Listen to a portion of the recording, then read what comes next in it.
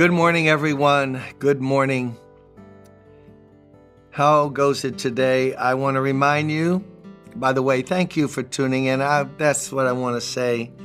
For those of you who aren't in New York City area and attend our church, I hope you can visit us this year before the year is out. But when I say to everybody, your online giving is so important. It's been 16 months now, and I get self-conscious about, I don't do it often, hardly ever on the daily devotions, but should the Lord speak to you, prompt you, anything you share by visiting our website, brooklyntabernacle.org, anything you share would really be helpful for us to meet our responsibilities, both in overhead and in all the missionaries that we are supporting. So we are now in Romans 7, as you know, and we're picking up where we left off yesterday. We're in chapter 7, verse 18 through 20. Now Paul is really going to lay it out. He's been talking about the sinful nature, sin in man, total depravity. For I know, verse 18, that good itself does not dwell in me. I know that good itself does not dwell in me, that is, in my sinful nature. Now, let's just rest here for a second. I know that good itself does not dwell in me, that is, in my sinful nature. That's the sarx, S-A-R-X. That's the Greek word. So, nothing good dwells in me, in Jim Cymbala. That is, in my depraved, fallen nature, my sinful nature. There are people who say, Paul just wrote that before he became a Christian. When we become a Christian, we don't have a sinful nature anymore. Would you please give me the address of that person that you've met that isn't tempted and doesn't have a fallen nature, trying to drag it away from a life that pleases God? And there have been theories of sanctification, of holiness, that have said you can come to a place in God where that nature, that fallen nature, is cauterized, annihilated. So you can live in perfect love. But John tells us in 1 John, if anyone says, writing to believers, anyone says he has no sin, he's a liar, the truth is not in him. Jesus taught us to pray, forgive us our trespasses, as we forgive those who trespass against us.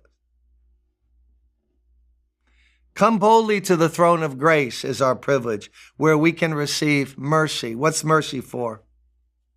Things we've done wrong, said wrong, thought wrong, dwelt on, accepted, made a treaty with. So notice here, Paul is saying, in me dwells no good thing. And that's hard for a lot of people to accept about themselves because we live in a whole culture of extol yourself. I am somebody. I am someone beautiful. But God can make us something beautiful, but is not the history of this world proof that we are depraved and we live in a depraved civilization and world history? How come there's all wars and stealing and fighting? There's racism. But even when there's not racism, one African tribe kills the other African tribe. They don't care they're the same color. Whites kill whites. Blacks kill blacks.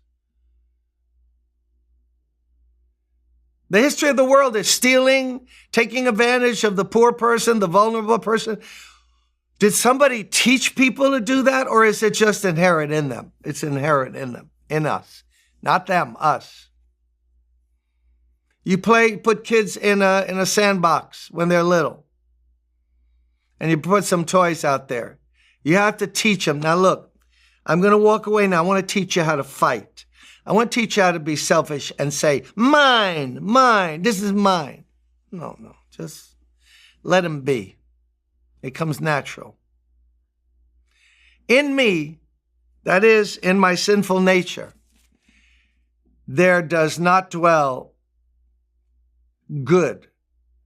For I have the desire, I have the desire to do what is good, but I cannot carry it out. For I do not do the good I want to do, but the evil I do not want to do, this I keep on doing. I mean, can you believe this? For I know that good itself does not dwell in me. Why? For I have the desire. So there's a desire in Paul to do what is good, but I can't carry it out. The willing is there, the doing is not. For I do not do the good I want to do, but worse. But the evil I do not want to do, this I keep on doing. Not do it once, I keep on doing it. Now, if I do what I do not want to do, it is no longer I who do it, but it is sin living in me that does it. Is this not the story, the honest story, that we all have lived in one way or another in our life? Let's humble ourselves before God. The good we want to do, we so often fail to do. And the evil thing that at a given moment we hate, what in the world am I doing that for?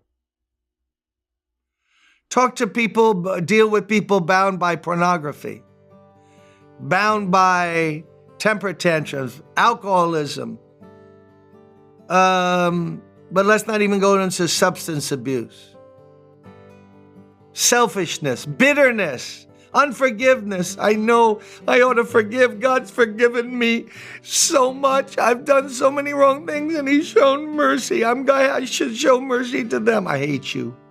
I'll never forget what you did to me. That's not the story of humankind?